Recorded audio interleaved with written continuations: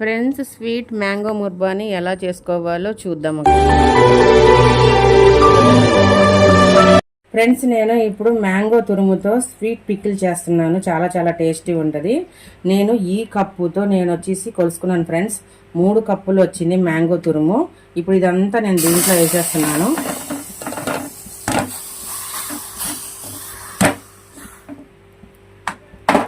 దానికి కావాల్సింది 1 కప్పు పంచదార తీసుకున్నా, 1 కప్పు షుగరు, నేను కప్పున్నర బెల్లం తీసుకుంటున్నా. ఈ మ్యాంగో స్వీట్ పికిల్కి 1/2 కప్పు అనమాట. 3 కప్పులకి నేను యాక్చువల్గా ఏంటంటే 3 కప్పులు స్వీట్ తీసుకోవాలి. 3 కప్పులు మ్యాంగో తురుముకి 3 కప్పులు స్వీట్ తీసుకోవాలి. కానీ ఏంటంటే స్వీట్ ఎక్కువైపోతుందేమో అని నేను 2.5 తీసుకున్నాను. లేదు, స్వీట్ ఎక్కువ తినేవాళ్ళు ఉంటే 3కి 3 తీసుకోండి. నేను 2.5 తీసుకున్నా. 1 కప్పు షుగరు, 1.5 కప్పు బెల్లం. ఇప్పుడు ఇదంతా మనం కలుపుకుందాం. మంచిగా కలుపుకుందాం ఫ్రెండ్స్. ఇదంతా మిక్స్ అయ్యేటట్టు. ఎటువంటి వాటర్ పోయలేదు, ఎందుకంటే మన మ్యాంగో తురుములోనే మనకి అది రసం అన్నది ఉంటుంది కదా, దాంతోనే ఇదంతా మనకి మంచిగా పేస్ట్ లాగా పాకంలాగా వచ్చేస్తుంది. లేదు ఇలాగ కాదు అని అనుకుంటే మీరు విడిగా పాకం పట్టుకొని అన్నా సరే పాకం దీంట్లో కలుపుకోండి, వాటర్ పోసుకోకుండా పాకం పట్టి. కానీ ఇక్కడ బెల్లం వచ్చేసి బాగానే ఉంది, నలకలేం లేవు, అందుకని ఇలా డైరెక్ట్ వేసేసాను నేను. ఈ స్వీట్ మ్యాంగో పికిల్ అనేది చాలా చాలా బాగుంటుంది. రోటీస్కి కానీ ఇంకా అట్లలోకి ఊరికినే పిల్లలు తినడానికి సరదాగా, పెద్దవాళ్ళు కానీ పిల్లలు తింటప్పుడు చాలా చాలా బాగుంటుంది.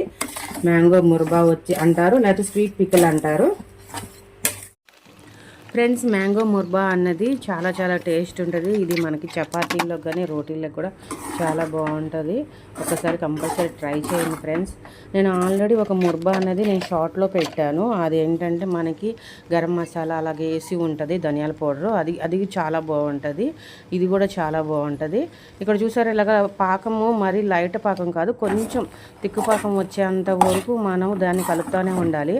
వదిలిపెట్టేసి పక్కకి వెళ్ళమాకండి, ఎందుకంటే అది మాడిపోతుంది. దీంట్లోకి నేను 1/2 స్పూన్ కారం వేసుకున్నాను, 1/2 స్పూన్ సాల్ట్ వేసుకున్నాను.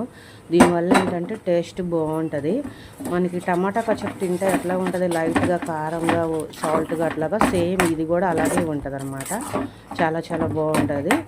మనము ఇలాగ బయట పెట్టేసుకున్నా సరే ఇలాగ రెడీ అయిన తర్వాత కనీసం మినిమం ఒక 3 మంత్స్ అన్నా ఉంటుంది. అదే ఫ్రిడ్జ్లో పెట్టుకుంటే 6 మంత్స్ 1 ఇయర్ కూడా ఉంటుంది. చాలా టేస్ట్ ఉంటుంది.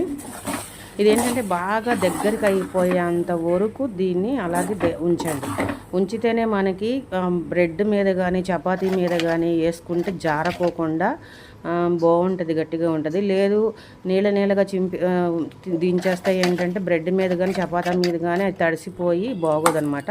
చూసారా ఎంత దగ్గరికి గట్టిగా అయిపోయిందో? ఇలాగే ఉండాలి జామ్ అంటే. ఓకేనా? చల్లారిపోయిన తర్వాత ఇప్పుడు నేను ఈ గాజు సీసాల్లో వేసుకుంటున్నాను. ఇలా సీసాలు వేసుకుంటే చూస్తానికి బాగుంటుంది. మనకి ఫ్రిడ్జ్లో పెట్టుకున్న బయట కూడా ఇలా ఉంచవచ్చు.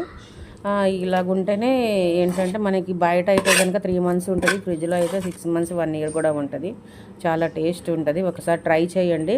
లైక్ చేయండి, షేర్ చేయండి, సబ్స్క్రైబ్ చేయండి, పక్కనున్న బెల్ ఐకాన్ని క్లిక్ చేయండి. మా వీడియోస్ని చూస్తూ ఉండండి. మీ ఫ్రెండ్స్కి, ఫ్యామిలీ మెంబర్స్కి మా వీడియోస్ని షేర్ చేస్తూ ఉండండి. Please friends, support me.